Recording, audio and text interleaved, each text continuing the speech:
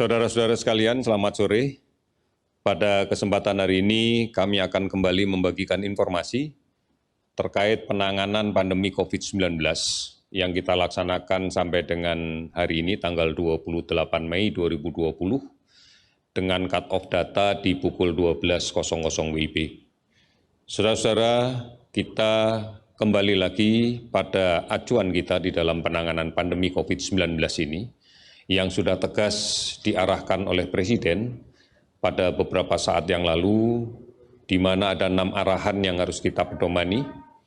Yang pertama adalah melaksanakan testing dengan cara yang lebih masif, kemudian melakukan tracing dari kasus yang kita dapatkan positif secara lebih agresif, dan kemudian kita melaksanakan perawatan dengan sebaik-baiknya, termasuk di dalamnya adalah isolasi pasien. Kemudian yang kedua, kita sudah mulai kembali mengingatkan kepada kita semua untuk mulai menggunakan teknologi di dalam kaitan kepentingan konsultasi medis. Ini yang kita kenal dengan telemedicine, kita kenal dengan telemedis yang sudah bisa dilaksanakan dan bisa diakses oleh banyak sekali masyarakat yang menggunakan untuk kepentingan konsultasi. Ini semata-mata adalah untuk mengurangi kunjungan ke rumah sakit dalam rangka konsultasi, yang pada saat-saat sekarang ini masih cukup berisiko apabila dilakukan. Kemudian yang berikutnya adalah kita harus selalu menjaga informasi yang kita berikan kepada seluruh masyarakat kredibel, transparan, dan mudah diakses oleh siapapun. Kemudian yang keempat, karena terkait dengan kita harus sepakat untuk berdisiplin, kita harus sepakat untuk secara bersama-sama mengikuti instruksi pemerintah, arahan pemerintah dalam rangka menangani pandemi COVID-19 ini, maka penegakan hukum adalah menjadi salah satu cara yang harus kita lakukan. Kemudian yang berikutnya, di dalam kondisi seperti sekarang ini, kita harus tetap menjamin bahwa kebutuhan logistik, jaring logistik tetap tersedia dan kemudian terdistribusi dengan lancar, baik dari pusat sampai ke daerah maupun dari gudang-gudang distribusi sampai kepada end user, yaitu masyarakat. Kemudian dalam situasi yang sulit ini, pemerintah menyadari betul bahwa dampak ekonomi akan terkena kepada seluruh lapisan masyarakat. Oleh karena itu diperlukan stimulus ekonomi yang tepat dan cepat pada kelompok-kelompok yang sangat terdampak dari kebijakan-kebijakan terkait dengan pembatasan sosial skala besar, maupun yang terkait dengan hal-hal yang lain yang diikuti oleh COVID-19. Saudara-saudara, kita harus kembali lagi pada satu prinsip, bahwa kita menyadari penyakit ini masih belum bisa dimunculkan kekebalannya secara buatan melalui vaksin, karena perkembangan pembuatan vaksin sampai dengan saat ini oleh seluruh dunia, oleh para ahli di seluruh dunia, terus berjalan. Kita berharap bahwa ini bisa segera diselesaikan, namun yang kita hadapi saat ini adalah bahwa vaksin itu belum ada. Oleh karena itu sekarang satu-satunya cara yang bisa kita lakukan adalah bukan kemudian kita menyerah dengan tidak berbuat apapun, namun kita harus tetap menjaga produktivitas kita. Agar kemudian dalam situasi yang seperti ini kita produktif dan aman dari COVID, maka diperlukan suatu tatanan, suatu kebiasaan, suatu perilaku yang baru. Ini yang kita sebut sebagai new normal atau kenormalan yang baru. Basis dari kenormalan yang baru ini adalah bagaimana kemudian kita beradaptasi terkait dengan sebaran COVID-19. Kita tahu dan kita memahami betul bahwa penyakit ini faktor pembawanya adalah manusia. Oleh karena itu yang paling mungkin penularan adalah dari orang yang sakit yang berada di tengah masyarakat dan menular kepada orang lain yang sehat namun rentan terhadap penularan ini. Kita memahami bahwa penularan ini hanya bisa terjadi melalui droplet orang yang sakit ke orang lain yang rentan. Oleh karena itu maka menjaga jarak ini adalah dalam rangka untuk kita bisa keluar dari jangkauan droplet yang memungkinkan pada jarak sekitar 1 meter, maka kita harus berada lebih dari 1 meter dari orang lain secara fisik, manakala kemudian kita berinteraksi. Pada kondisi-kondisi tertentu kadang-kadang kita tidak mampu menjaga jarak ini. Misalnya pada titik di mana kita harus berkumpul, misalnya di dalam lift atau di pintu fasilitas gerbang yang digunakan orang banyak. Oleh karena itu, diharapkan kita menggunakan masker. Inilah cara untuk melindungi kita. Sebenarnya ada dua aspek yang penting. Yang pertama, apabila ada seseorang yang sakit, kalau dia menggunakan masker, maka pada saat dia bicara, pada saat dia batuk, pada saat dia bersin, dropletnya akan tertahan di masker, tidak menyebar kemana-mana. Cara ini sangat efektif untuk mengurangi penularannya ke orang lain, baik secara langsung melalui droplet yang dikeluarkan atau droplet yang mencemari benda-benda yang digunakan secara bersama. Misalnya pegangan pintu di satu fasilitas umum, di perkantoran, atau mungkin tombol lift, atau mungkin pegangan pada saat orang naik ke kendaraan umum, semisal kereta api komuter, maka ini akan kita bisa memiliki peran yang besar. Kemudian yang kedua, bahwa orang lain yang tidak sakit akan terlindung dari itu semua. Meskipun perlindungan masker tidak menentukan 100%, karena bisa saja secara tidak sadar, benda-benda yang tadi tercemar oleh droplet orang yang sakit, tidak sadar, kita tidak sadari, kita pegang. Kemudian dengan tangan yang sudah tercemar ini, kemudian kita pegang mulut, pegang hidung, mata, dan sebagainya, menyentuh wajah, maka ini juga menjadi sumber transmisinya. Ini menjadi cara transmisinya. Oleh karena itu yang kedua adalah membiasakan untuk mencuci tangan. Mencuci tangan dengan menggunakan sabun. Ini yang paling efektif. Karena kita pahami virus ini dindingnya tersusun dari molekul lemak, senyawa kimia lemak, yang sangat mudah hancur manakala terkena deterjen yang ada di sabun. Oleh karena itu mencuci tangan dengan sabun adalah cara yang terbaik. Dari situasi seperti ini kita bisa menjaga jarak, menggunakan masker, dan kemudian rajin mencuci tangan, maka kita memiliki kendali untuk berusaha menghindar dari kerumunan orang yang cukup banyak. Kalaupun memang memiliki titik kepentingan yang sama, kita bisa menerapkan dengan cara bergantian. Kalau misalnya kita harus berada dalam sebuah antrian untuk suatu kepentingan yang sama dengan banyak orang, maka kita bisa menjaga jarak orang per orang di dalam antrian itu. Ini semata-mata adalah upaya untuk mengurangi risiko tertular. Inilah yang kita sebut dengan kenormalan yang baru. Sudah barang tentu kalau kemudian diimplementasikan di tempat pekerjaan, ya tentunya kita harus tetap mengikuti prosedur seperti itu. Harus ada fasilitas yang mudah diakses untuk mencuci tangan dengan menggunakan sabun.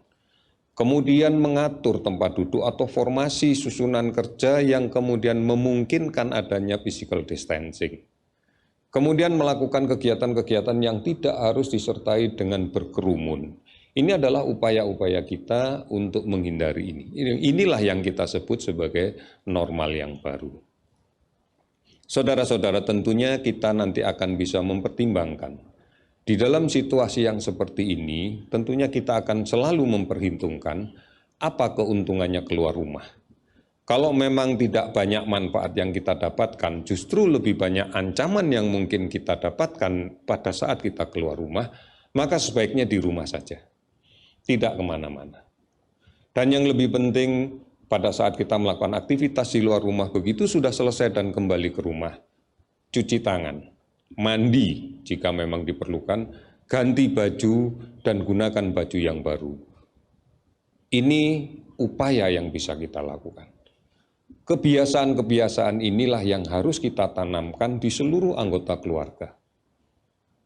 Inilah yang kita sebut dengan kenormalan yang baru atau new normal.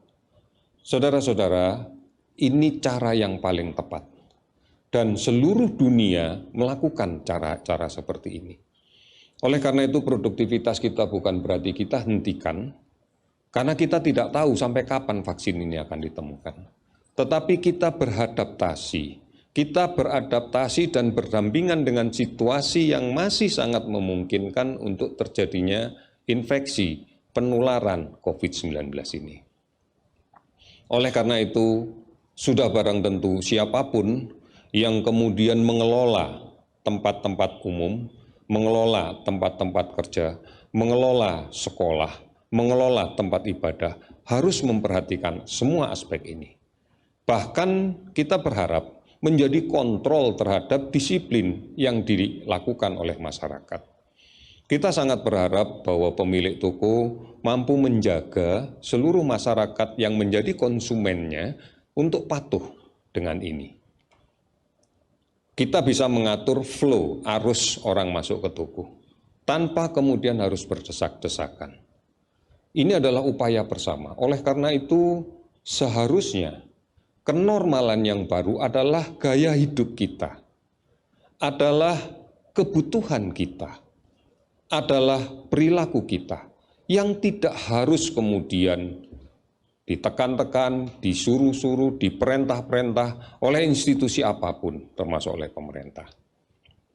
Saudara-saudara, mari kita bangun budaya yang baru ini, kebiasaan yang baru ini, tentunya membutuhkan peran semuanya. Kami sangat bangga bahwa banyak sekali tokoh-tokoh masyarakat yang sudah bisa berperan secara komprehensif di dalam konteks untuk membangun suatu kenormalan yang baru. Karena kita tahu masyarakat kita adalah masyarakat yang sangat menurut kepada tokoh-tokoh mereka. Oleh karena itu, peran tokoh masyarakat, tokoh agama, dan sebagainya, tokoh adat, tokoh pemuda, dan sebagainya, ini menjadi kunci bagi pelaksanaan ini. Ini yang kita harapkan di dalam kaitan bagaimana strategi kita menghadapi COVID-19 tanpa kemudian kita menghentikan produktivitas kita. Ini yang sekarang oleh pemerintah sedang kita rumuskan bersama-sama dengan seluruh yang terkait, termasuk melibatkan banyak tokoh masyarakat, melibatkan para pakar, para ahli, untuk bagaimana kita membuat suatu prosedur, suatu protokol, suatu SOP yang betul-betul menjamin bahwa kita produktif, namun aman terhadap COVID-19. Saudara, hari ini kita akan menyampaikan beberapa data dari kinerja kegiatan pelaksanaan penanggulangan COVID ini pada bidang kesehatan. Hari ini spesimen yang telah kami periksa sebanyak 11.495 spesimen. Ini kita periksa dengan menggunakan real-time PCR maupun TCM. Dari jumlah spesimen yang kita periksa sebanyak itu, kurang lebih akumulasinya sampai dengan saat ini sudah mencapai 289.906 spesimen. Kita dapatkan kenaikan dari kasus konfirmasi COVID-19 sebanyak 687 orang, sehingga totalnya menjadi 24.538. Kalau kemudian kita perhatikan betul, kenaikan ini kita dapatkan cukup banyak di Provinsi Jawa Timur. Ini ada 171 kasus, kemudian di Kalimantan Selatan ada 116 kasus, di DKI Jakarta 105. DKI Jakarta ini didominasi oleh saudara-saudara kita yang baru kembali karena bekerja di luar negeri, dan kita harus melakukan screening terhadap mereka, dan hari ini cukup banyak juga yang kita dapatkan, dan seluruhnya kita rawat di Rumah Sakit Darurat Wisma Atlet. Kemudian Sulawesi Selatan juga meningkat 46, kemudian di Sumatera Utara ada 30 kasus. Sementara kalau kita perhatikan provinsi yang tidak ada kenaikan sama sekali, tidak ada penambahan kasus sama sekali, atau tidak ada kasus sama sekali yang kita dapatkan adalah Bangka Belitung, DIY, Yogyakarta, Jambi, Kalimantan Utara, Lampung, Riau, Sulawesi Barat, Nusa Tenggara Timur, tidak ada kasus sama sekali. Sementara ada 3 provinsi dengan penambahan kasus 1, yaitu Aceh, Kalimantan Barat, Kalimantan Timur. Kalau kemudian kita hitung dari hari ke hari, maka terlihat bahwa memang hari ini penambahan yang cukup banyak itu adalah Kalimantan Selatan. Karena kemarin 73, sekarang menjadi 116. Sementara kalau kita lihat Jawa Timur memang saat ini paling tinggi, tetapi sebenarnya hakikatnya kemarin itu 199, sekarang menjadi 171. Artinya ada penurunan dibanding dengan kemarin. Saudara-saudara sekalian, inilah yang menjadi perhatian kita, bahwa masih ada beberapa daerah yang memang gambaran grafiknya sudah mulai menurun, ada yang melandai, tetapi ada beberapa yang naik. Kita memaklumi kondisi ini karena memang dinamika sosial yang berada di provinsi satu dengan yang lain tidak sama. Saudara-saudara sekalian, sudah ada 412 kabupaten kota yang terdampak di 34 provinsi. Kasus sembuh meningkat dari 183 orang, sehingga totalnya menjadi 6.240 orang. Kasus meninggal 23 orang sehingga totalnya menjadi 1.496 orang. Kita masih melakukan pemantauan terhadap ODP yang saat ini jumlahnya ada 48.749 dan kemudian pasien PDP yang masih kita pantau ada 13.250. Di beberapa provinsi yang angkanya meningkat memang menjadi fokus perhatian kita, seperti Jawa Timur misalnya sudah mulai dioperasionalkan rumah sakit darurat COVID-19 dan kapasitas tempat tidurnya akan terus kita tambah. Kemudian kemarin juga sudah dikirimkan 2 mobil untuk membantu pelaksanaan pemeriksaan laboratorium dengan PCR. Ini yang menjadi atensi kita, menjadi perhatian kita. Namun secara keseluruhan kalau kita lihat gambarannya memang kasus-kasus baru ini sebagai gambaran bahwa proses penularan masih terjadi. Artinya kita memang harus betul-betul lebih berdisiplin kembali untuk mematuhi seluruh anjuran pemerintah. Kita harus mulai mengaktifkan kembali cara-cara hidup dengan kenormalan yang baru. Oleh karena itu, kami ingatkan sekali lagi, yang pertama, jaga jarak. Kemudian yang kedua, cuci tangan secara sering dengan menggunakan sabun dan air yang mengalir. Ketiga, gunakan masker apabila berada di luar rumah. Kemudian inilah yang harus kita lakukan dan kita ingatkan kepada seluruh saudara kita.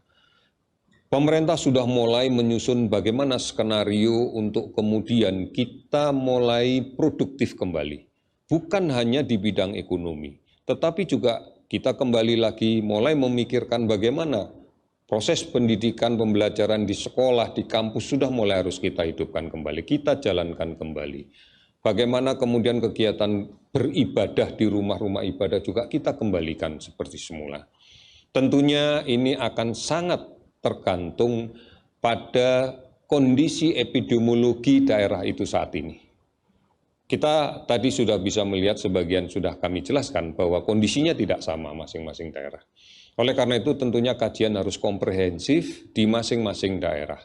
Karena tujuannya adalah pengendalian epidemiologi COVID-19 di daerah itu.